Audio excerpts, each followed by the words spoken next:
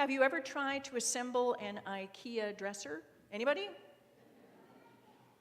You know, the furniture whose names are probably Swedish swear words, kapong, malm, brimness. The furniture that requires degrees in both civil engineering and marriage counseling to assemble. Too often, my husband and I have sat in a sea of shelves and slats, rods and wing nuts, with nothing but an obtuse drawing and a list of words to guide us. We recognize the words, we can color in the pictures, but together they make no sense. A good friend always names her pets after biblical characters. She once had an enormous hairy dog she named, guess? Samson. She had a regal, sleek Rhodesian Ridgeback that looked a lot like Yul Brynner in the Ten Commandments. She named him Pharaoh. She had a wicked parakeet named Jezebel.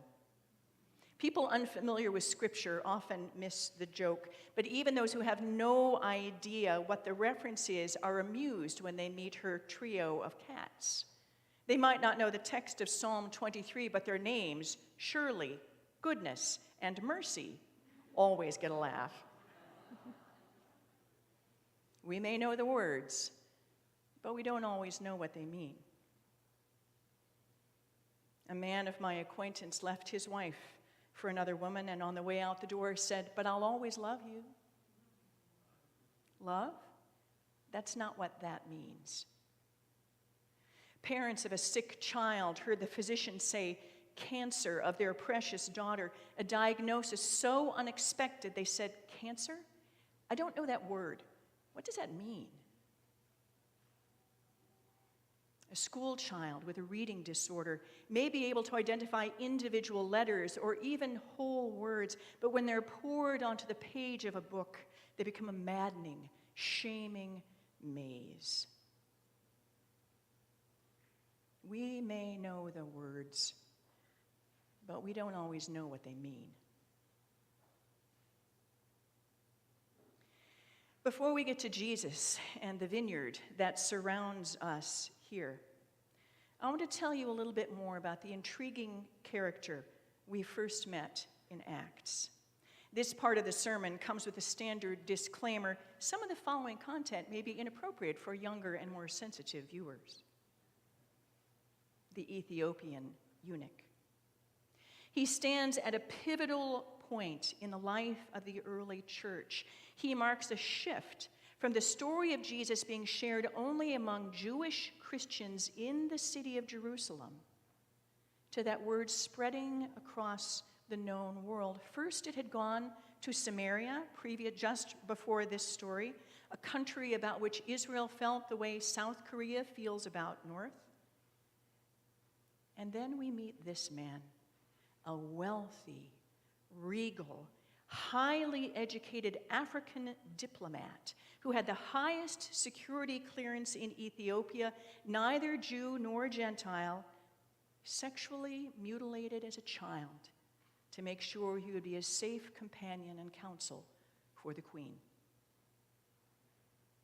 Until this moment, the disciples and the Ethiopian eunuch would never have crossed paths, let alone speak to one another.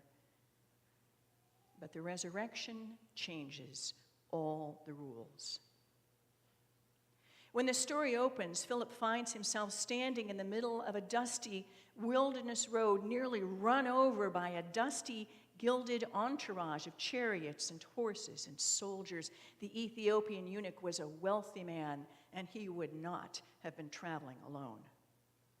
In the lead chariot stood the Ethiopian eunuch, reading aloud from the prophet Isaiah.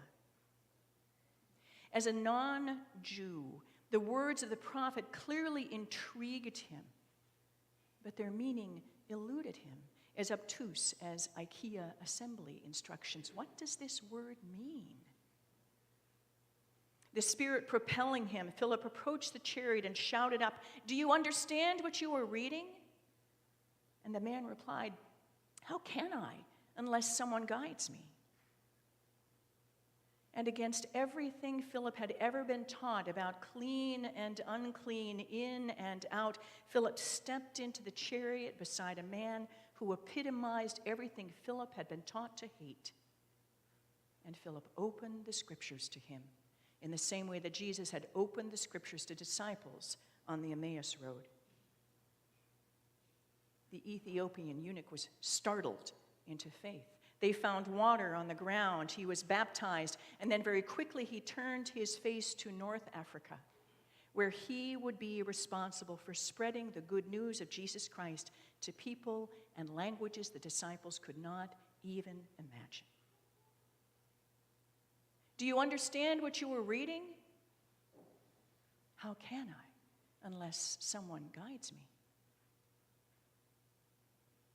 Now to Jesus and John 15. As I mentioned last Sunday, our gospel readings in these waning weeks of the Easter season are set before the resurrection of Jesus. How did Jesus end up a cross? Why was he MIA from the tomb? These texts remind us of those events. Today's reading is set in the middle of what we call the final discourse in John, a 4-chapter soliloquy in which Jesus prepares his disciples for all that will follow. Sadly, like the Ethiopian eunuch, they heard the words he spoke, but they didn't make any sense. Jesus spoke of his necessary departure, and then he spoke also of a great reunion. He spoke of a spirit that would be given to them. He spoke of betrayal and sorrow, of love and peace. Their confused faces prompted him to slow down, to offer an image they would understand. How about this, he said to the disciples, I am a vine. My Father is the vine grower. You are branches who cannot live apart from the vine. They knew what that word vine meant, both what it was and what it implied. Though they were fishermen, they lived in grape country, and many of them had uncles who would have owned vineyards. They knew that the best vines are pruned, cut back, disciplined in order to bear even more fruit. And they knew that the weakest vines are simply hacked off, thrown into a pile, and burned as garbage. Any vine that does not pursue any branch that does not pursue the ministry of the vine is useless. Slowly, it dawned on them that if Jesus was the vine, they would have to cling to him. They would have to trust that both the production, the amazing things they did, and the pruning, the sorrows they would face, were necessary for life. How often, after the events of Easter weekend, would they look back on that onological image? How often after Jesus' ascension would they remind one another to stay connected to one another and to Jesus' singular mission? How often would they have to interpret the struggles they faced as the necessary pruning of productive vines? I am the vine, you are the branches. We know those words. We may even know what they mean. But how do we convey the gift and the responsibility of that image to those who do not understand? The Samaritans, insert the name of the group that you despise. Ethiopian eunuchs, people so different from us, their lives make no sense to us at all. How do we communicate the joy of being a branch on a vine to the nones, the N-O-N-Es, who have nothing and want nothing to do with Christ's church? How do we communicate it to the dones, the D-O-N-E-S, people my age and older who try church and are over it? Do our lives, do our words reveal our connectedness to Jesus? Do our lives, do our words convey our confidence that even pruning is a good thing? The world may know the words we say, love, peace, mercy, forgiveness, but do they understand? So it is up to us who are branches to jump in beside the stranger, to sit beside the mourner, to acknowledge that all our lives come with some assembly required. What does this mean? Let me show you.